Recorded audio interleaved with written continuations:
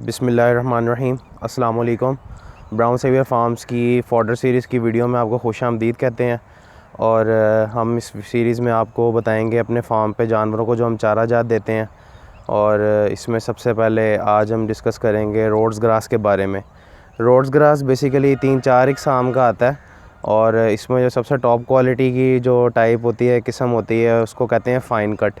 और इस वक्त आप वीडियो में सामने जो देख रहे हैं ये रोड्स ग्रास फ़ाइन कट वाला रोड्स ग्रास है। और इसको हमने तकरीबन 2020 के मई के अंदर हमने इसको काश्त किया था।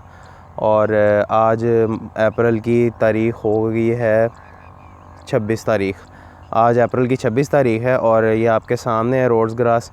ये रोड्स ग्रास जो है बेसिकली काफ़ी लोग इसको जानते भी होंगे कि पाकिस्तान से एक्सपोर्ट भी हो रहा है काफ़ी देर से, मिडल ईस्ट वगैरह और ये जितने भी अरब ममालिक हैं जहाँ पर सब्ज़ा जो है वो बहुत कम होता है या ना होने के बराबर होता है, तो वहाँ के लोग अपने फार्म पे जानवरों को जो चारा जात देते हैं वो ये रोड्स ग्रास और इस तरह लूसन की है होती है, इसी चारे को खुशक करके तो एक्सपोर्ट किया जाता है और वो फिर बंडल बना के तो वो उसको फिर जानवरों को खिलाते हैं।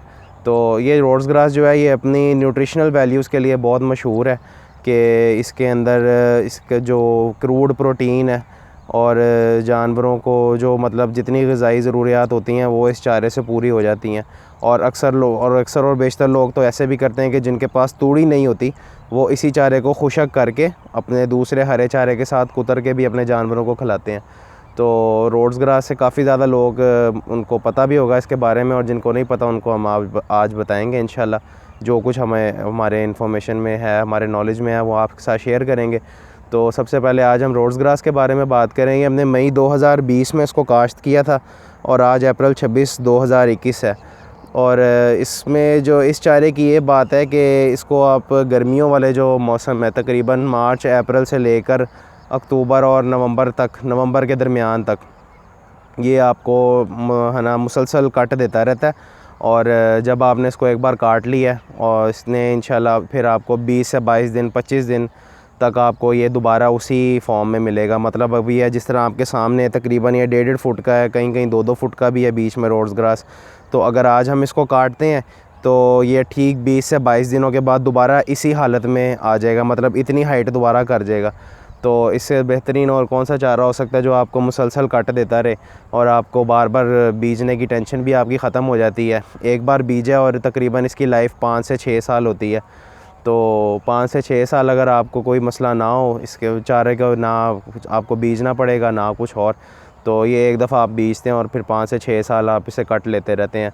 सिर्फ़ इसमें एक बात होती है, जो सर्दी वाले महीने हैं नवंबर के दरमियान से लेके दिसंबर जनवरी फरवरी, ये 3 महीने ऐसे हैं 3.5 माह जिनमें ये आपको कट नहीं देगा। मतलब ऐसे कि आपने अगर नवंबर में आखिरी कट इसे लिया था 15 तारीख़ को, तो उसके बाद ये आपको है ना कट नहीं देगा। मतलब इसकी ग्रोथ बहुत स्लो हो जाती है। आप ऐसे समझेंगे कि जैसे ये पौधा ही मर चुका हुआ है और अब ये ग्रो नहीं करेगा, उगेगा नहीं दोबारा। लेकिन ये आहिस्ता आहिस्ता चलता रहता है। और 2-3 माह बाद जब मार्च का महीना शुरू हो जाता है, मार्च के भी तकरीबन आप दरमियान में कर लें कि 14-15 मार्च को जो है ये आपको है ना दोबारा तैयार आपको मिलेगा। और जो ये 3 महीने या आप उसका कट नहीं ले सकते, तो ये वो 3 महीने की सारी कसर पूरी कर देता है और बहुत गहरा और घना और अच्छी क्वालिटी का होता है जो ये 3 महीने बाद इसका कट लिया जाता है। तो आज इस तरह के मैंने आपको बताया कि अप्रैल की 26 तारीख़ है और हम लोग इससे एक कट ले चुके हुए हैं। हमने तकरीबन मार्च की 17 या 18 तारीख़ को हमने इसको काटना शुरू किया था और जिस तरह कटता रहता है वो उस पीछे से अपना उगता रहता है। मैं आपको इसको जहाँ से हमने इसकी कटाई शुरू की हुई है वो भी आपको दिखाऊंगा। अभी आप ये देख सकते हैं कि ये हमने काटना शुरू किया हुआ है और ये बंडल बना के रखा हुआ है। ये अभी हम ले जाएंगे अपने फार्म पे और इसको कुतर के अपने जानवरों को खिलाएंगे दूसरे हरे चारे के साथ मिक्स करके। इस चारे का जो है ना बेसिकली ड्राई मैटर भी बहुत अच्छा है। जैसा मैंने आपको पहले बताया कि लोग काफ़ी लोग ऐसे भी करते हैं जिनके पास वाफिर मकदार में जगह होती है और वो चारा जात बीजते हैं, तो वो रोड्स ग्रास को प्रेफर करते हैं कि अगर उनको तूड़ी नहीं भी होगी उनके पास तो वो तूड़ी की जगह इसको हे बना के तो कर लेंगे। हे बनाने का जो आपको एक कॉमन तरीका मैं बता देता हूँ। जिस तरह अब आपने ये देखा है कि ये कटा पड़ा हुआ है, तो इसको बिखेर दिया जाता है थोड़ा सा, मतलब बहुत ज़्यादा नहीं बिखेरा जाता, थोड़ा सा बिखेरा जाता है ताकि ये इसको थोड़ी सी धूप लग सके। तो 2 दिन की धूप इसको लगेगी आपने तकरीबन एक दिन की धूप, जिस तरह ये मौसम पे भी डिपेंड कर रहा होता है, जिस तरह अभी अप्रैल है तो धूप इतनी तपिश वाली नहीं होती है, कई कई इलाकों में बहुत ज़्यादा भी होती है, तो वो एक दिन की धूप काफ़ी होती है। तो एक दिन आपने इसको इसी तरह इसी हालत में पड़े रहने देना है और अगले दिन इसको आपने पलटा दे देना है ताकि दूसरी तरफ से भी खुशक हो जाए। तो जब वो खुशक हो जाता है वो हे बन जाती है और बाहर के मुल्कों में यही एक्सपोर्ट की जाती है। तो ये वो बेहतरीन चारा है, इसको लोग प्रेफर करते हैं कि तूड़ी के साथ बेशक तूड़ी की जगह करें, और तूड़ी के मुकाबले इसकी जो ग़िज़ाई ज़रूरियात हैं जानवरों के लिए बहुत ज़बरदस्त हैं। और हमारे पास कुछ भैंसें भी हैं जिनको हमने ये रोज़ ग्रास खिलाया, और माशाल्लाह जब हमने खिलाना शुरू किया था, शुरू में जब हमने रोज़ ग्रास बीजा था 2020 में, तो तकरीबन हमने अपने भैंसों में ऑब्ज़र्व किया है कि तकरीबन माशाल्लाह उनके एक हफ़्ते बाद तकरीबन 1 किलो उनके दूध में इजाफ़ा हुआ था, और जानवर खाते भी खुश हो गए हैं। थोड़ा सा खुशक ज़रूर है लेकिन जानवर ज़रूर खाते हैं, कभी ये नहीं है कि जानवर छोड़ देते हैं।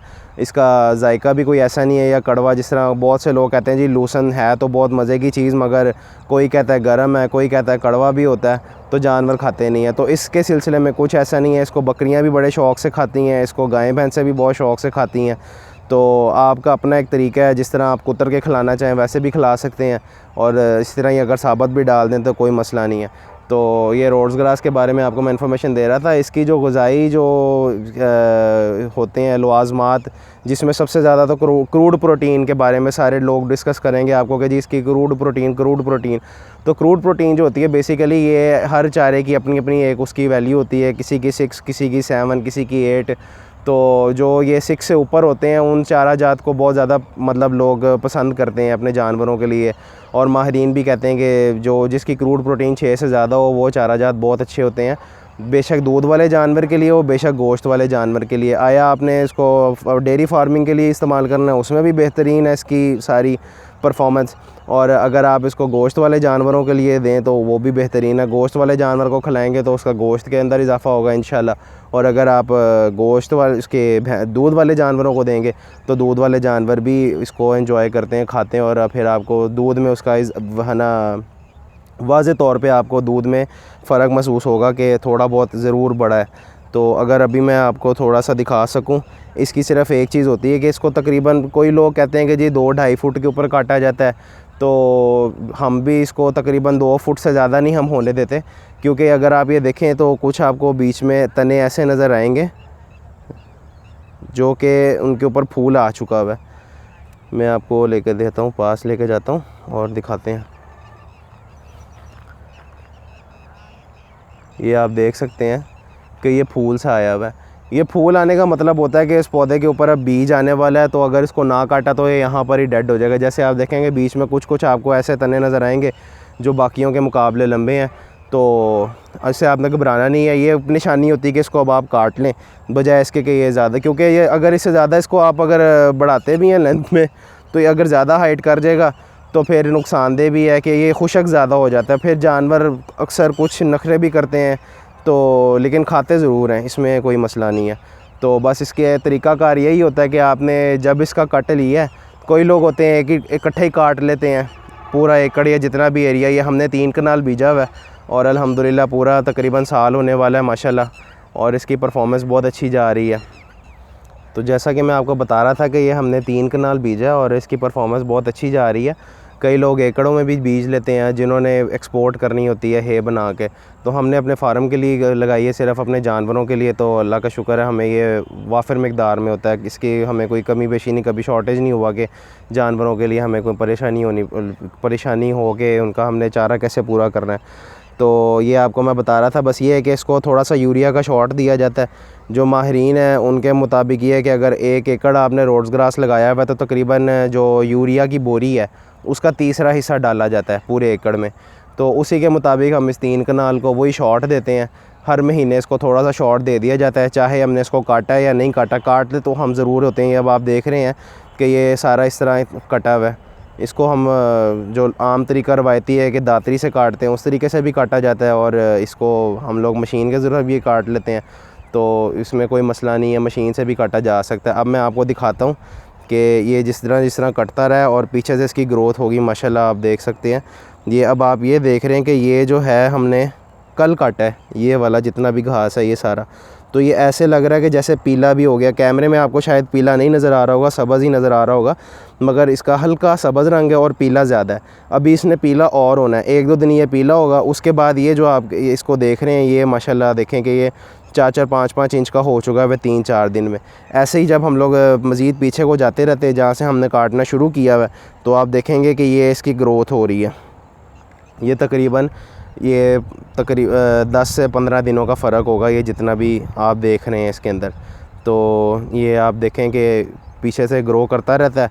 हमारा काम है कि हम इसको बस हर 20 दिन बाद, हम जब मतलब महीने में इसको पानी लगाते हैं, महीने में 1-2-3 पानी लगते हैं, मगर एक आध पानी में हम इसको यूरिया का शॉट देते हैं, जिससे कि इसकी ग्रोथ पूरे 20 से 22 दिन के अंदर, 25 दिन के अंदर ये दोबारा हमें नया कट इसका तैयार हो जाता है।